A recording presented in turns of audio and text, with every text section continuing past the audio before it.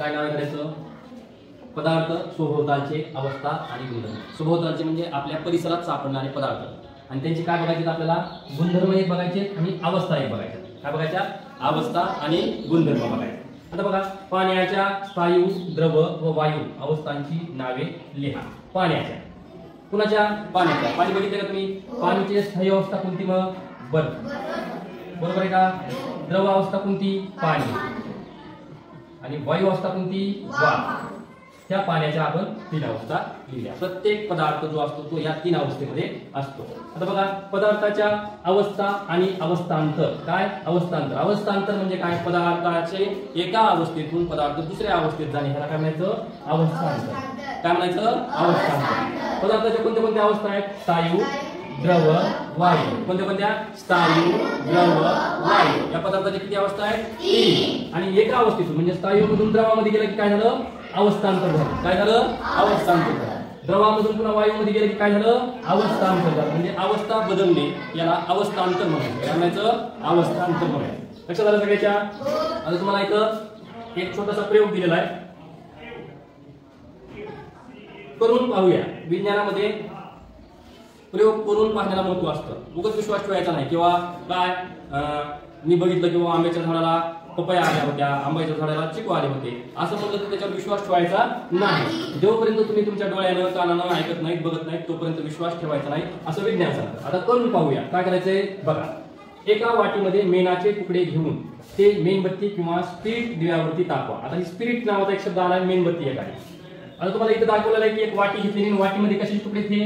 मेणाचे तुकडे. कशाचे तुकडे? मेणाचे. आणि ही वाटी काय केली त्यांनी की एका स्पिरिटच्या दिव्यावर तापवली. प्रयोगशाळेमध्ये हा दिवा असतो, आपल्याकडे हा दिवा नाही. मग आपण जर स्पिरिटचा दिवा नाही तर काय वापरू शकतो? त्याच्या जागी मेणबत्ती वापरू शकतो. मेण तर सगळ्याकडे आहे. मेण मोबाईलचं मेण असतं, मोबाईलचं मेण असतं की बाहेर होत्या डोक्याला ते असो किंवा मेणबत्तीतलं मेण असो, हे मेण घ्यायचं आणि त्याला खाली उष्णता द्यायला चालू करायचं. काय होईल उष्णता दिल्यानंतर त्या मेणाचं? मेण काय होईल? पगळं, वितळं. मेण काय होईल? वितळं. पहिल्यांदा मेणाचे काय होते? तुकडे होते आणि पुन्हा वितळून त्याचं काय तयार होईल? पाणी तयार होईल. बरोबर आहे की नाही? द्रव तयार होईल, आहे की नाही? मेणाच्या तुकड्यामध्ये काय बदल होतो? मेणाच्या तुकड्यामध्ये काय बदल होतो? तर मेणाचे तुकडे काय होतात? वितळून जातात. काय तुकडे? वितळतात आणि पातळ मेण तयार होतं. वरील कृतीत प्रथमतः मेणाची अवस्था कोणती होती? पहिल्यांदा मेण कोणत्या अवस्थेत होतं? स्थायू अवस्थेत. कोणत्या अवस्थेत होतं? स्थायू. त्याला उष्णता दिल्यानंतर त्याचं काय कोणती अवस्था झाली? द्रव. कोणती अवस्था झाली? द्रव. त्याला अजून उष्णता दिली तर त्याची कोणती अवस्था होईल? वायू. कोणती अवस्था होईल? वायू अवस्था होईल. कोणती अवस्था होईल? वायू. ते कशाचा दिवा आहे? स्पिरिटचा. कशाचा? स्पिरिटचा. त्याचे अवस्थांतर कशात झाले? आता ही वाटी पुन्हा थंड पाण्यात ठेवा. काय झाले? आता हीच वाटी उचलायची, हीच वाटी उचलायची आणि कुठे ठेवायची? थंड पाण्यात. एक असा टब घ्यायचा, त्याच्यामध्ये पाण्यामध्ये ही वाटी उचलून वितळलेल्या मेणाची वाटी ठेवून द्यायची. काय होईल रे असं केल्यानंतर? तर ते पुन्हा त्याचं काय होईल? तिचं पुन्हा काय होते? ते पाण्याचं पुन्हा कशात रूपांतर होईल? स्थायूमध्ये रूपांतर. पुन्हा ते आणखी मेण तयार होईल. लक्षात आलं का? आता बघा, पदार्थाची एक अवस्था बदलून जेव्हा तो पदार्थ किंवा पदार्थाची एक अवस्था बदलून जेव्हा तो दुसऱ्या अवस्थेत जातो त्या क्रियेस पदार्थाचे अवस्थांतर असे म्हणतात. आता ही अवस्थांतराची व्याख्या आहे. काय व्याख्या आहे? की बाबा पदार्थाची एक अवस्था बदलून जेव्हा तो दुसऱ्या अवस्थेत जातो त्या क्रियेस पदार्थाचे अवस्थांतर असे म्हणतात. एका अवस्थेतून पदार्थ दुसऱ्या अवस्थेत जात असेल तर या क्रियेस काय म्हणायचं? अवस्थांतर म्हणायचं. काय म्हणायचं? अवस्थांतर असे म्हणायचं. आता मेणाचे अवस्थांतर आपण इथं बघितलेलं आहे. आता सांगा पाहू, स्पिरिट, कापूर, पेट्रोल, तूप, खोबरेल तेल, डांबर गोळ्या, नवसागर या पदार्थापैकी कोणते पदार्थ तुम्ही थंडीमध्ये घोटलेले पाहिले आहेत? स्पिरिट बघितलेलं नाही तुम्ही? कापूर बघितला नाही? कापूर थंडीमध्ये बघितला. पेट्रोल बघितलंय? तूप हे घोटलेलं असतं बघा. हिवाळ्याच्या दिवसात तूप घोटलेलं असतं. पुन्हा खोबरेल तेल सुद्धा काय झालं असतं? घोटलेलं असतं. हिवाळ्यात आपल्याला खोबरेल तेल काढायचं म्हणलं की आपल्याला किती बेजारी होती, आपण चमच्यानं काढ, त्याला गरम करा, आहे की नाही? डांबर गोळ्या असतात. नवसागर या पदार्थापैकी आपण जर बघितलं तर आपल्याला माहित असलेलं तूप आणि खोबरेल तेल आपण घोटलेलं पाहिलेलं आहे. कोणत्या द्रवांचे वायूत रूपांतर झालेले पाहिले आहे? आता ह्या कापराचा प्रयोग करून बघायचा. कापराची एक वडी काढायची आणि ती मोकळी ठेवायची, ती काय होईल? उडून जाईल. म्हणून कापूर कशामध्ये असतो बघा? डबीमध्ये. डबी कशी असती? बंद असते. जर त्या डबीत हवा गेली तर सगळा कापूर काय होईल? उडून जाईल. पुन्हा पेट्रोल बघा तुम्ही, पेट्रोल जर असं ठेवलं तर ते सुद्धा काय होतं? उडून जातं. म्हणजे त्याचं डायरेक्ट द्रवातून कशामध्ये रूपांतर होतं? वायूमध्ये रूपांतर होतं. आणि ह्याचं काय होतं कापडाचं स्थायूमधून डायरेक्ट कशात रूपांतर होतं वायूमध्ये रूपांतर होतं कशामध्ये वायूमध्ये रूपांतर होतं बरोबर आहे का कोणत्या स्थायूचे परस्पर वायू रूपांतर झालेले पाहिले आहे आता ह्याचं आपण बघितलेलं आहे की त्याचं डायरेक्ट आपण वायूमध्ये रूपांतर झालेलं बघितलं आहे यावरून काय समजते आता बघूयात आपण पदार्थास उष्णता दिल्याने म्हणजे पदार्थ गरम केल्याने म्हणजे काय पदार्थ नीट लक्ष द्यायला सगळ्यांना पदार्थास उष्णता दिल्याने किंवा त्यातील उष्णता काढून घेतल्याने उष्णता काढून घ्यायला आपण काय वापरतो फ्रीज वापरतो काय वापरतो फ्रीज वापरतो बरोबर आणि उष्णता द्यायला आपण काय वापरतो चूल गॅस आहे की नाही शेगडी आहे की नाही पदार्थाचे अवस्थांतर होते आपल्या सभोवतालचा प्रत्येक पदार्थ हा स्थायू द्रव वायू यापैकी कोणत्या न कोणत्या अवस्थेत आढळतो आपल्या जवळ जेवढे पदार्थ काही गोष्टी दिसते एक तर ती स्थायू आहे किंवा एक ती द्रव आहे किंवा एक तर ती वायू आहे उदाहरणार्थ ही टीव्ही कशी आहे स्थायू कशी आहे स्थायू पाण्याची बाटली कशी आहे स्थायू त्याच्यामधलं पाणी कसं आहे द्रव आहे द्रव पाणी कसं आहे द्रव आणि ही जी हवा आहे ही काय आहे वायू आहे की नाही आपल्या आजूबाजूला ज्या ज्या गोष्टी आढळतात त्यात एक तर स्थायू असल्या पाहिजेत एक तर द्रव असल्या पाहिजेत त्यात एक तर वायू असल्या पाहिजेत लक्षात आलं सगळ्याच्या असे होऊन गेले 19व्या शतकात जे विलार्ड गिब्स काय नाव आहे विलार्ड गिब्स या शास्त्रज्ञाने पदार्थांची वैशिष्ट्ये ही त्यांच्या अवस्थावर आणि कणांच्या संरचनेवर अवलंबून असतात हे दाखवून दिले 19व्या शतकामध्ये एक शास्त्रज्ञ होऊन गेले विलार्ड गिब्स नावाचे जे विलार्ड गिब्स त्यांनी काय सांगितलं किंवा पदार्थाची वैशिष्ट्ये म्हणजे पदार्थाची वैशिष्ट्ये जी आहेत ती त्यांच्या अवस्थावर कोणती अवस्था आहे स्थायू आहे का द्रव आहे का वायू आहे यांच्यामध्ये जे कण असते आणि त्या कणाची संरचना असते यावरून ते अवलंबून असतात हे दाखवून दिले त्यांनी सिद्ध केलं आता हा एक चार्ट आहे आपल्याला तो बघायचा आहे आपल्याला नीट लक्ष द्या ह्याच्यामध्येच तुम्हाला स्थायू द्रव आणि वायू या तिन्ही अवस्था तुम्हाला माहित होऊन जाणार आहे पुन्हा जास्त लक्ष देण्याची गरज पडणार नाही व्यवस्थित समजून घ्या उदाहरणार्थ लोखंडाचा तुकडा बघितला का लोखंडाचा तुकडा कोणती अवस्था आहे लोखंडाच्या तुकड्याची कोणती अवस्था आहे आकार बघितला आपण लोखंडाच्या तुकड्याचा आपण आकार बघू लोखंडाचा तुकडा आठवा सगळं लोखंडाचा तुकडा आठवल्यानंतर तुमच्या लक्षात येईल स्वतःचा आकार असतो त्या तुकड्याला स्वतःचा असा आकार असतो उदाहरणार्थ खेळा लक्षात घ्या खेळा बघितलाय किंवा ही चावी पाहायची आहे माझ्या खिशामध्ये ही चावी आहे या चावीचं हे लोखंडाचा भाग आहे त्याला स्वतःचा आकार आहे का कसेही ठेवले तरी आकार कायम राहतो आता ही चावी अशी धरली मी लोखंडाचा तसाच राहणार आहे अशी केली तरी तसाच राहणार आहे खाली केली तरी तसाच राहणार आहे त्याच्यामध्ये आकारामध्ये बदल व्हायला लागलाय का नाही आकारमान ठराविक आकारमान असते ठराविक आकारमान साखर वाळू असे स्थायू सपाट पृष्ठभागावर उठल्यास त्यांचा ढीग तयार होतो आता साखर बघितली का तुम्ही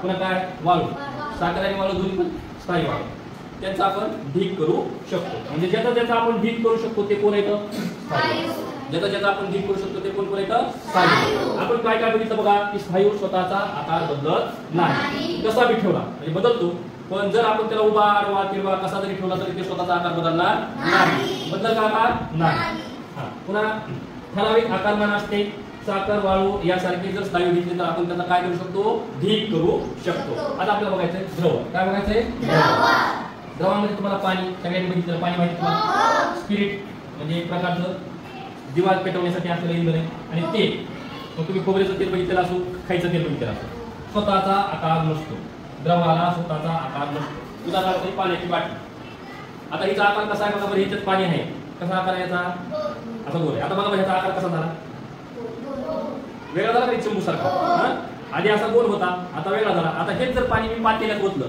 तर ह्याचा आकार कसा होईल पातेल्यासारखा बरोबर आहे का हा जर हे जर पाणी आपण डब्यात ओतलं तर त्याचा आकार कशासारखा होईल डब्यासारखा म्हणजे ह्याला स्वतःचा आकार आहे का नाही ज्या भांड्यात आपण टाकतो त्या भांड्याचा आकार हे द्रव बरोबर आहे का नाही भांड्याचा आकार घेतात मग ज्याला वत्ता येते आणि जे वत्ल्यानंतर त्या भांड्याचा आकार घेते त्याला काय म्हणायचं द्रव काय म्हणायचं ठराविक आकारमान असते आता आकारमान बघूया त्याचं त्याला सुद्धा ठराविक आकारमान असते भांड्यातील ठराविक जागा व्यापतात जेवढी जागा आहे जेवढा आकारमान आहे तेवढी जागा व्यापतात इतकं पाणी आहे इतकी जागा आपण व्यापलेली आहे इतकं पाणी आपण इतकी जागा काय केली आहे व्यापलेली आहे आता आपण जर उलट केलं तर इतकी जागा आपण व्यापलेली आहे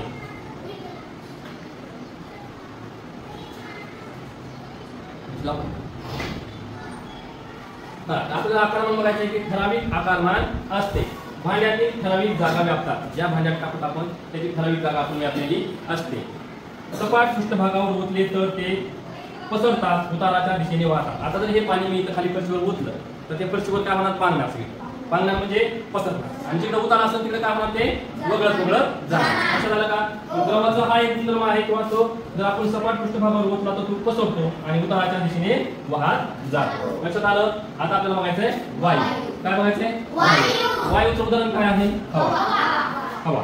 बघा स्वतःचा आकार नसतो. आता इतकी म्हणजे हवा आहे, या हवेला स्वतःचा आकार आहे का, एवढी हवा आहे एवढ्या हवेला स्वतःचा आकार नाही. उपलब्ध असलेली सर्व जागा व्यापतात. आता ह्या रूम मध्ये जेवढी जागा आहे तेवढ्या सगळ्या जागेमध्ये ही हवा व्यापलेली आहे, थांबलेली आहे. ठराविक आकारमान नसते, त्याला ठराविक असं आकारमान नसतं. ठराविक आकारमान नसतं. भांड्यात बंदिस्त वायूवरील दाब कमी जास्त केल्यास त्याचे आकारमान कमी जास्त होते. समजा आपण जर बाटलीमध्ये हवा भरली आणि त्याच्यावर पुन्हा आपण अजून हवा भरत गेलो तरी आपण त्याच्यामध्ये हवा भरू शकतो. उदाहरणार्थ गॅस बघितला का तुम्ही, गॅसमध्ये आपण दाब देऊ गॅस भरू शकतो. म्हणजे ठराविक आकारमान नसते, पण भांड्यात बंदिस्त वायूवरील दाब कमी जास्त केल्यास त्याचे आकारमान कमी जास्त होते. हवेचा संदर्भ सांगायला, हवेला तर आपण काय म्हणायचं आहे, वायू म्हणायचं आहे. पाणी, स्पिरिट तेल याला काय म्हणायचं आपल्याला, म्हणायचं आहे. आणि लोखंडाच्या तुकड्यासारख्या घटकांना काय म्हणायचं आपल्याला, पाणी म्हणायचं. हा तक्ता जर तुम्ही नीट लक्ष देऊन बघितला आणि समजून घेतला तर तुम्हाला स्थायू, द्रव, वायू पुन्हा अभ्यास करायची गरज पडणार नाही. आता उष्णता आणि अवस्थांतर. उष्णता म्हणजे चूल, गॅस याच्यावर जे आपण उष्णता देतो. बघा, अवस्थांतर हा पदार्थातील उष्णतेचा परिणाम आहे.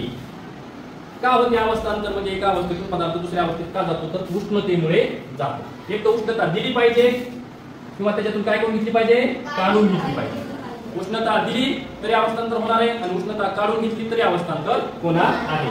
तुम्ही शिकला आहात, उष्णता मिळाली की स्थायूचे द्रवा, उष्णता मिळाली की स्थायूचे कशामध्ये, द्रव, तर द्रवाचे वायू रूपांतर होते.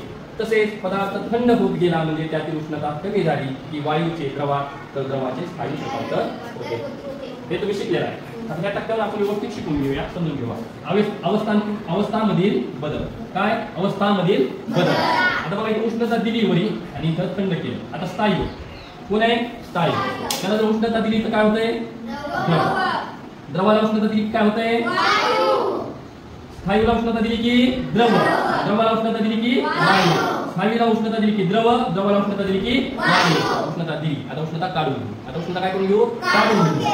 वायूला थंड केलं की द्रव आणि द्रवाला थंड केलं की स्थायू. वायूला थंड केलं की द्रव आणि द्रवाला थंड केलं की स्थायू. वायूला थंड केलं की द्रव आणि द्रवाला थंड केलं की स्थायू. आता एक छोटं उदाहरण देतो बघा. ढग जे असतात, ढग, वाफेचे ढग, त्याला गार वारा लागला की त्याचं काय होतं, पाणी पडतं, म्हणजे द्रव होतं. आणि ते द्रव इथं आलं आणि ते जर आपण बाटली भरून फ्रीज मध्ये ठेवलं की त्याचा काय तयार होतो, बर्फ, म्हणजे स्थायू तयार होतो. समजलं का, लक्षात आलं सगळ्याच्या. आता बघा, सांगा पाहू, पाण्याने भरलेले भांडे शेगडीवर ठेवल्यावर लगेच पाण्याची वाफ होते का, होते का, ते फ्रीज मध्ये ठेवल्यावर लगेच त्याचा बर्फ बनतो का. पदार्थाला काही विशिष्ट प्रमाणात उष्णता दिली किंवा त्यातील काही विशिष्ट उष्णता काढून घेतली तर त्याचे अवस्थांतर होते. पदार्थाला उष्णता दिल्यावर तो किती गरम होतो किंवा त्याची उष्णता काढून घेतल्यावर तो किती थंड होतो यावर अवस्थांतर अवलंबून असते. किती थंड होतो आणि किती गरम होतो याच्यावर या पदार्थाची काय अवलंबून असते, अवस्थांतर अवलंबून असते. बघा, आता इथे तापमापी व तापमान व तापमापी दिलं आहे. आता पदार्थ किती गरम किंवा थंड आहे कसं मोजू शकतो आपण, कसं बघणार आहोत. पदार्थाला आपण जर एखाद्याला ताप आली तर आपण हात लावून बघतो, ताप आहे. दुसऱ्याला बी ताप आली तर दुसऱ्याला हात लावतो, कुणाला जास्त आली कुणाला कमी आली. किंवा पाणी जर गरम झालंय तर मग हात बोलू शकतो किती गरम झालंय. पण आपल्याला बरोबर किती गरम झालंय किती थंड आहे ते जर बघायचं असेल तर आपल्याला काय केलं पाहिजे, आपण तापमापीचा वापर केला पाहिजे. कशाचा वापर केला पाहिजे, तापमापीचा. आहे का नाही ज्ञानेश्वर, हसायचं नाही मला. म्हणजे तापमान व तापमापी. पदार्थाला उष्णता मिळाली की तो गरम होतो म्हणजे तापतो. चहा, पाणी टाकलं त्याला गरम म्हणजे उष्णता, गॅस चालू केला की तो काय होतो, गरम होतो. पाणी किती तापले आहे याचा अंदाज घेण्यासाठी आपण त्यात बोट किंवा हात बुडवतो, बरोबर आहे. हात बुडवून गरम झाले की नाही. परंतु अशा मोजमापात अचूकता नसते. नेमकं किती गरम झाले, दोन आहे. एक सोबत गरम झालेलं पाणी आणि दुसरं लय कडक गरम झालेलं पाणी. एकाला विजयला हात बुडवायला लावला आणि एकामध्ये अर्जुनला हात बुडवायला लावला. दोघं म्हणणारे पाणी गरम आहे, बरोबर आहे की नाही. पण कुणाचं कडक आहे कुणाचं सोमक आहे कळणार आहे का, नाही. मग ते जर अचूक मोजायचं असेल तर आपल्याला काय वापरावं लागणार आहे, तापमापी वापरावी लागणार आहे. तसेच पदार्थ तापलेला असला तर हाताला चटका लागून इजा होऊ शकते. लय ताप केलं, उकळतं पाणी केलं, पाणी उकळतं केलं तुम्हाला म्हणलं की गरम आहे बघा, तुम्ही जर त्यात बोट बुडली तर काय बोला चटका बसला आहे की नाही. मग असं होऊ नये म्हणून आपल्याला काय वापरायचं आहे, तापमापी वापरायची आहे. तापमान मोजण्यासाठी तापमापी वापरतात. तापमान मोजण्यासाठी तापमापी वापरतात. प्रश्न विचारला जाऊ शकतो बघा, तापमान मोजण्यासाठी काय वापरतात? तापमान मोजण्यासाठी तापमापी वापरतात. तापमापी कशासाठी वापरतात? तापमापी कशासाठी वापरतात? तापमापी तापमान मोजण्यासाठी वापरतात. दोन प्रश्न तयार झाले बघा. एक, तापमान मोजण्यासाठी काय वापरतात? तर त्याचं उत्तर येईल तापमान मोजण्यासाठी तापमापी वापरतात. आणि तापमापी कशासाठी वापरतात? तर तापमापी तापमान मोजण्यासाठी वापरतात. कशात आलं सगळ्याच्या? तापमान मोजण्यासाठी अंश सेल्सिअस, काय अंश सेल्सिअस असं कंसामध्ये सी लिहिलेलं आणि त्याच्यावर किंमत दिलेलं हे एकक वापरतात. कोणतं एकक वापरतात? अंश सेल्सिअस. काय? अंश सेल्सिअस हे एकक वापरतात. वेगवेगळ्या प्रकारच्या तापमापी आपल्याला पाहायला मिळतात. सध्या डिजिटल तापमापीचा वापर मोठ्या प्रमाणावर केला जात आहे. आता ही तापमापी आपल्या प्रयोगशाळेत आहे, आपण याचा प्रयोग पण केलेला आहे. पण आता जर तापमापी बघितली तर तुम्हाला त्याच्यामध्ये गडे कशा आकडे असते, मिचमिच्या गडे आकडे असतात की नाही, कशा आकड्याची दिसते तिला म्हणायचं डिजिटल. कॅल्क्युलेटरवर कशा आकडे असते, कशा आकड्याची तापमापी दिसते तिला कसली तापमापी म्हणायचं? डिजिटल. सध्या कसली तापमापी वापरते? डिजिटल. बरं, माणसासाठी कशासाठी वापरत असते डिजिटल तापमापी? हो, काही दाखवली डिजिटल तापमापी दिसायची काही का? ही आहे डिजिटल तापमापी आणि ही आहे साधी तापमापी. आता ही तापमापी कशासाठी वापरत असते सांगा बरं? ताप मोजण्यासाठी. कशासाठी? ताप मोजण्यासाठी. तुम्हाला किती ताप आला हा मोजायचा असेल तर आपण तापमापी वापरतो. करून पाहूया. आता आपल्याला करायचा आहे प्रयोग दिलेला आहे. प्रयोगशाळेतील एक तापमापी घ्या. आपल्याकडे तापमापी आहे, त्याच्या खालच्या टोकातील फुग्यात पारा भरलेला असतो. हा इथं जो टोक असतो त्याच्यामध्ये पारा भरलेला असतो. हा पारा फुग्यावरील नळीत काही अंतरावर चढलेला दिसेल. पाऱ्याच्या स्तंभा शेजारी अंशांकन केलेले दिसेल. पाऱ्याच्या पातळी शेजारी संख्या वाचा. यावरून फुग्या भोवतालच्या हवेचे तापमान समजते. आता इथं पुन्हा केलेले असतात पट्टी रस्ते असतात तशा 1, 0, 1, 2, 3 अशा पुन्हा केलेले असतात आणि याच्यामध्ये पारा असतो. आणि ही जी लाल रेषा जिथपर्यंत असेल तिथपर्यंत सध्या त्याचं तापमान आहे असं आपण समजतो. आता तापमापीचा फुगा पाण्यात पूर्णपणे बुडेल अशा पद्धतीने तापमापी धरा. काय? आता तापमापीचा फुगा पाण्यात पूर्णपणे बुडेल अशा पद्धतीने तापमापी धरा. तापमापी धरायची ती पाण्यामध्ये बुडली पाहिजे. त्याच्या खालचा जो फुगा आहे का तो पाण्यामध्ये काय झाला पाहिजे? बुडाला पाहिजे. आणि पाण्याचे तापमान नोंदवा. हीच कृती एका भांड्यात थोडे गरम पाणी आणि दुसऱ्या भांड्यात थंड पाणी किंवा बर्फ घेऊन करा. दोन्ही तापमानाची नोंद करा. आता आपण प्रयोग घेतलेला आहे. आपण धडा झाल्यानंतर तुम्हाला तो तापमापीचा प्रयोग करून दाखवणार आहोत. आपल्या विठ्ठलने प्रयोग तापमापीचा प्रयोग केला, बघितला आहे तुम्ही? त्याच्यामध्ये त्या मेणबत्तीवर तापमापी धरते त्यांना पारा काय होते? वर पडायला लागते. लक्षात आलं सगळ्याच्या? तसं आपण बघणार आहोत. आता बघा, आपल्याला काही उदाहरणं दिलेत आणि तापमान सुमारे दिले.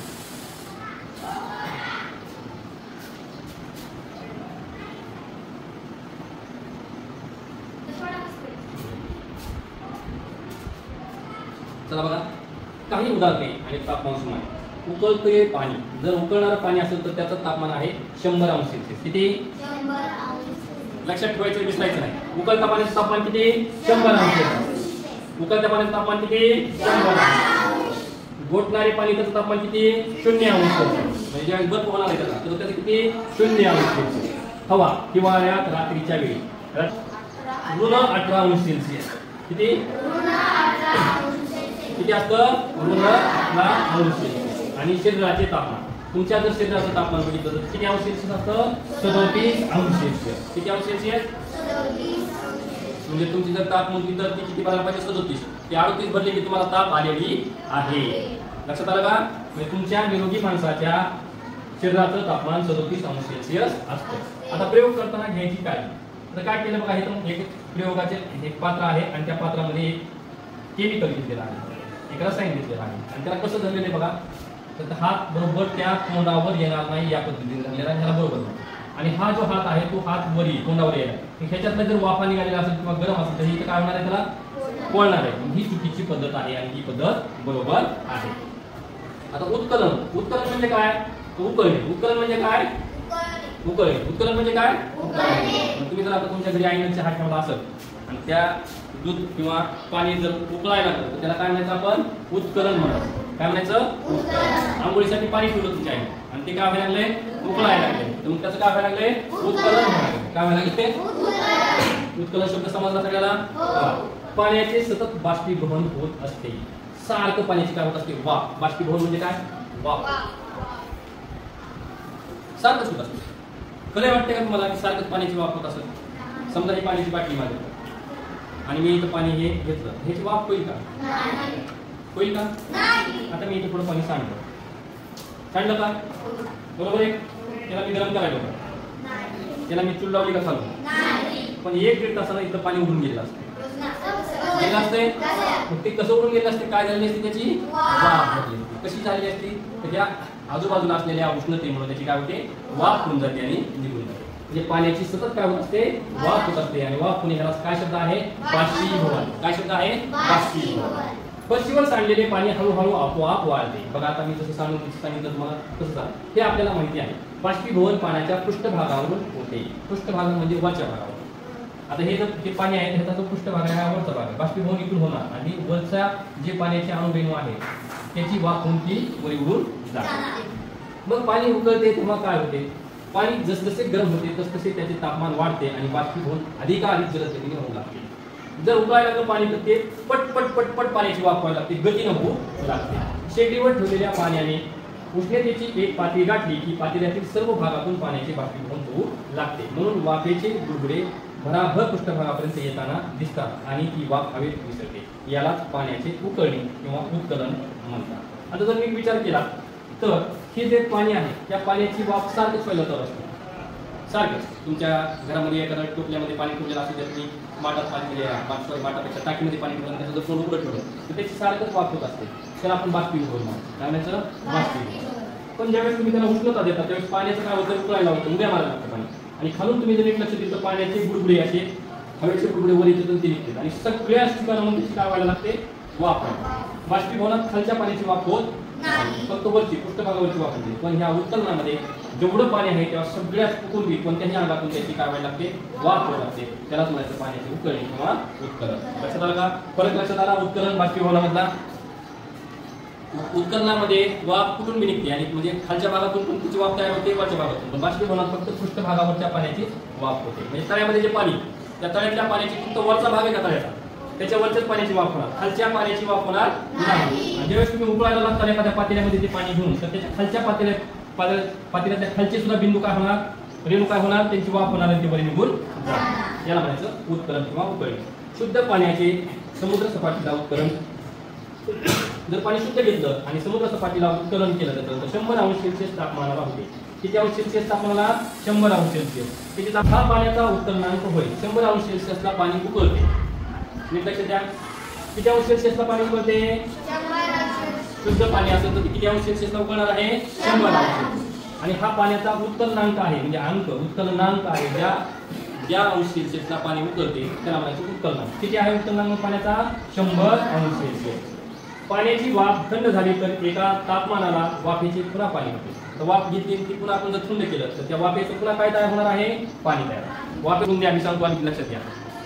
पाणी आहे की पाणी, पाण्याला थंड केलं काय होईल? बर्फ. बरोबर आहे. आता बर्फ काढा, बर्फाला गरम करा. बर्फ गरम केला की त्याचं काय तयार होईल? पाणी. आणि पाण्याला गरम केलं काय तयार होईल? आता वाफेला काय आपण थंड करू. वाफेला थंड केलं की पुन्हा त्याचं काय होईल? पाणी. आणि पाण्याला थंड केलं की पुन्हा त्याचं काय होईल? बर्फ. लक्षात आलं सगळ्याच्या? विसरणार का आता? ओके.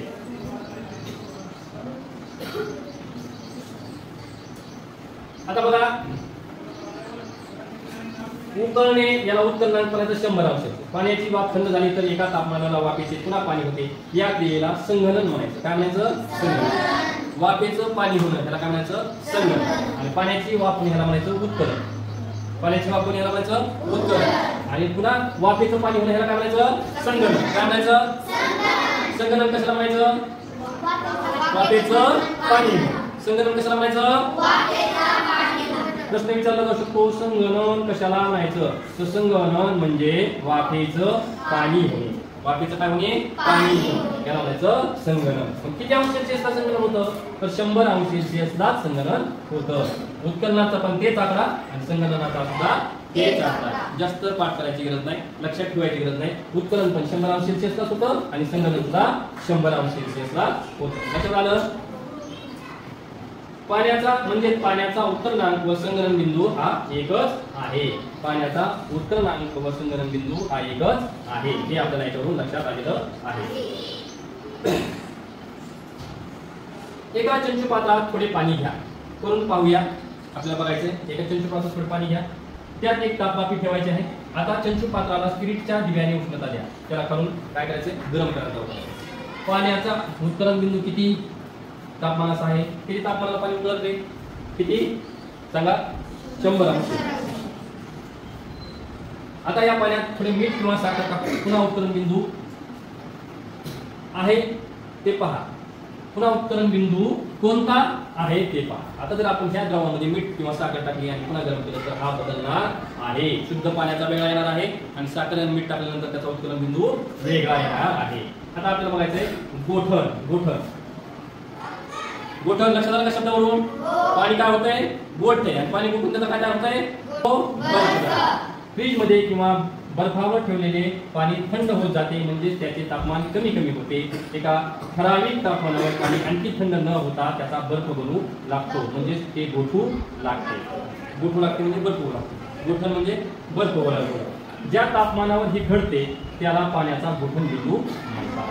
ज्या तापमानाला पाण्याचा बर्फ तयार व्हायला लागतो त्या तापमानाला पाण्याचा गोठण बिंदू असं म्हणायचं. गोठण बिंदू कशाला म्हणायचं? ज्या तापमानाला पाणी गोठू लागते त्या तापमानाला पाण्याचा गोठण बिंदू. आणि गोठण म्हणजे काय? जर पाण्याची उष्णता काढून घ्यायला लागलं तर पाणी काय होऊ लागतं? गोठू लागतं. याला पाण्याचं गोठण म्हणायचं आहे.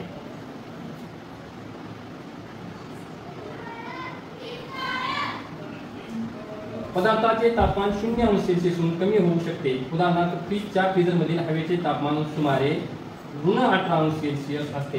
0°C पेक्षा कमी तापमान असल्यास ते उणे अंश मध्ये सांगतात. ऋणाला काय म्हणायचं? उणे म्हणायचं. जर 0 पेक्षा कमी असेल तर त्याला म्हणायचं उणे अंश मध्ये सांगतात. आता बघा, पदार्थाला उष्णता मिळत असताना, पदार्थाला उष्णता मिळत असताना आणि पदार्थाची उष्णता कमी होत असताना आता काय लक्षात घ्यायचं आपण? वर उष्णता मिळायला आहे की नाही? आता इथं स्थायूला उष्णता मिळाली तर काय तयार होणार? स्थायूचा जे द्रव होत आहे त्याला म्हणायचं विलयन. काय म्हणायचं? विलयन. आणि द्रवाची पुन्हा काय होणार? वाफ. कधी आपण उष्णता द्यायला आपण काय करायचं? गरम करावं. काय करावं? गरम करावं. उष्णता द्यायला. स्थायूचा द्रवामध्ये रूपांतर होणार आणि त्या क्रियेला म्हणायचं विलयन क्रिया. कसली क्रिया? विलयन. द्रवाची पुन्हा काय होणार? वाफ म्हणजे वायू होणार. त्याला म्हणायचं उत्कलन क्रिया. काय म्हणायचं? उत्कलन. आता आपण थंड करणार आहे म्हणजे उष्णता कमी करणार म्हणजे काय करणार? त्याला थंड करणार. वाफेला थंड केलं की त्याचं काय होतंय? द्रव. आणि ह्या क्रियेला काय म्हणायचं? संगणन क्रिया. कसली क्रिया म्हणायचं? संगणन. या द्रवाला आणखीन थंड केलं की त्याचं काय होतंय? स्थायू होतंय. आणि ह्या क्रियेला काय म्हणायचं? गोठण क्रिया म्हणायचं. लक्षात आलं सगळ्याच्या? तक्ता लक्षात आला का? लक्षात राहील का? अजून एकदा सांगू का? बघा, स्थायू आहे म्हणजे बर्फ. लक्षात घ्या, आपण बर्फ आहे. बर्फाला आपण गरम केले की त्याचं काय होणार? पाणी. पाणी म्हणजे काय होणार? द्रव. बर्फाचं पाणी होणं ह्याला म्हणायचं विलयन. काय म्हणायचं? आणि या पाण्याला पुन्हा गरम केलं की त्याची काय होणार? आणि त्या क्रियेला काय म्हणायचं? उत्कलन. आता इथं पाण्याची काय झालेली? वाफ झाली. तिला आपण काय केलं? थंड केलं. काय केलं? थंड केलं. तर वाफेचं काय पुन्हा होणं तयार? आणि या क्रियेला कोणती क्रिया म्हणायचं? संगणन. कोणती क्रिया म्हणायचं? संगणन. पुन्हा पाण्याला आपण थंड केलं की त्याचा काय तयार होणार? आणि या क्रियेला कशी क्रिया म्हणायचं? कोणती क्रिया? लक्षात आलं सगळ्याच्या? बर्फाला उष्णता मिळाली की तो वितळू लागतो म्हणजे त्याचे पुन्हा द्रवात रूपांतर होते. याला विलयन म्हणतात. बर्फाचे विलयन ही 0°C ला होते. बर्फाचे विलयन ही 0°C ला होते म्हणजे पाण्याचा गोठण बिंदू व विलयन बिंदू एकच आहे. बरोबर. आता आपण मला बघितला होता उत्कलन बिंदू आणि संगणन बिंदू एकच आहे आणि आता गोठण बिंदू आणि विलयन बिंदू सुद्धा एकच आहे. लक्षात आलं? प्रत्येक पदार्थाचा विशिष्ट उत्कलन बिंदू असतो तोच त्याचा संगणन बिंदू असतो. प्रत्येक पदार्थाचा विशिष्ट गोठण बिंदू असतो तोच त्याचा विलयन बिंदू असतो. म्हणजे आपल्याला जर उत्कलन बिंदू विचारला तर त्याचा संगणन बिंदू तेच येणार, उत्कलन बिंदू. आणि आपल्याला जर गोठण बिंदू विचारला तर तोच त्याचा विलयन बिंदू येणार आहे. विलयन बिंदू पण तोच आणि गोठण बिंदू पण तोच. विलयन बिंदूची आणि गोठण बिंदूची जोडी आणि संकलन बिंदूची आणि उत्कलन बिंदूची जोडी. लक्षात आलं? पदार्थ गरम होताना ज्या तापमानाला त्याचे उत्कलन होते म्हणजे उकळायला लागतात, त्याच तापमानाला त्याचे थंड होताना संगलन होते. त्याच टायमाला त्याच्या वाफेतून पुन्हा पाणी सुद्धा व्हायला लागतं. पदार्थ थंड होताना ज्या तापमानाला गोठतो त्याच तापमानाला तो गरम होताना वितळतो. ज्या तापमानाला पाण्याचा बर्फ होतो त्याच तापमानाला बर्फाचं पाणी सुद्धा होतं. आता खालील तथ्यात काही पदार्थाचे उत्कलन व गोठण बिंदू दिले आहे. उत्कलन आणि गोठण बिंदू. उत्कलन म्हणजे उकळणे आणि गोठण म्हणजे गोठू लागणे, बर्फ होणे, आहे की नाही? त्यावरून हे पदार्थ स्थायू, द्रव, वायू यापैकी कक्ष तापमानात कोणत्या अवस्थेत राहत असतील ते सांगा. आता बघा, मेणबत्तीचा गोठण बिंदू किती आहे? 60 अंश. 60 अंश सेल्सिअसला मेणबत्ती गोठू लागते. म्हणजे आता सध्या जर आपण बघितलं तर मेणबत्ती गोठलेली अवस्थेत आपल्याला दिसणार आहे. आणि उत्कलन बिंदू किती? 350 अंश सेल्सिअसला ती उकळायला लागते. तोपर्यंत ती उकळत नाही. प्लास्टिक पेक्षा लिहा, 250 पेक्षा कमी तापमानाला प्लास्टिक गोठ्याला लागते. 250 पेक्षा कमी तापमानाला आणि 954 तापमानाला ते उकळायला लागतं. किती? 954 तापमानाला उकळायला लागतं. त्याचा उत्कलन बिंदू किती? 954. आता लोखंड, लोह म्हणजे लोखंड. लोखंड कधी गोठ्याला लागतो? तर 1535 अंश सेल्सिअसला. म्हणजे ज्या तापमानाला पाणी उकळायला लागतं त्याच्या 15 पट किंवा 16 पट जरी गरम केलं तरी लोखंड वितळत नाही. आणि वितळायला कधी लागतं किंवा त्याची वाफ कधी व्हायला लागते? तर 2862 अंश सेल्सिअसला त्याचं उत्कलन व्हायला लागतं. लक्षात आलं का? म्हणजे 2862 म्हणजे किती? बघा किती झालं? 100 अंश सेल्सिअसला पाणी उकळायला लागतंय आणि ह्याला 2862 अंश सेल्सिअस लागते. म्हणजे 28 पट इतकी उष्णता द्यावं लागेल. त्यावेळेस त्या लोखंडाचं काय होणार आहे? उकळी त्याला फुटणार आहे.